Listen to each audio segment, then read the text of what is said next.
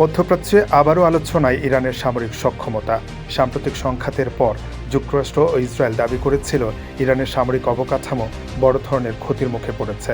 তবে তেহরান সেই দাবি প্রত্যাখ্যান করে বলছে তাদের প্রতিরক্ষা সক্ষমতা আগের চেয়ে আরও শক্তিশালী হয়েছে এবং নতুন সামরিক প্রযুক্তি উন্নয়নের কাজ অব্যাহত রয়েছে।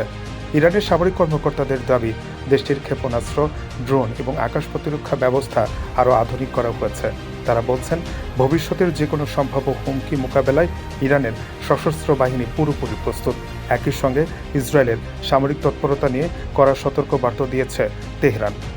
অন্যদিকে আন্তর্জাতিক বিভিন্ন গণমাধ্যমে ইরানের সম্ভাব্য পারমাণবিক কর্মসূচি নিয়ে নতুন করে জল্পনা শুরু হয়েছে। তবে এ বিষয়ে এখন পর্যন্ত ইরান সরকার আনুষ্ঠানিকভাবে কোনো নতুন ঘোষণা দেয়নি।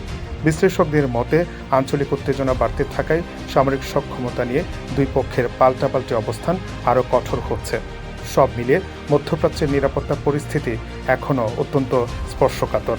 কূটনৈতিক সমাধানের পথ পুরোপুরি বন্ধ না হলেও সামরিক প্রস্তুতি ও পাল্টাপাল্টি হুঁশিয়ারি নতুন করে উদ্বেগ বাড়িয়েছে আন্তর্জাতিক অঙ্গনে। এখন পরিস্থিতি কোন দিকে মোড় নেয় সেদিকেই নজর বিশ্ববাসীর। এ বিষয়ে আপনার মতামত কি? কমেন্টে জানাতে ভুলবেন না।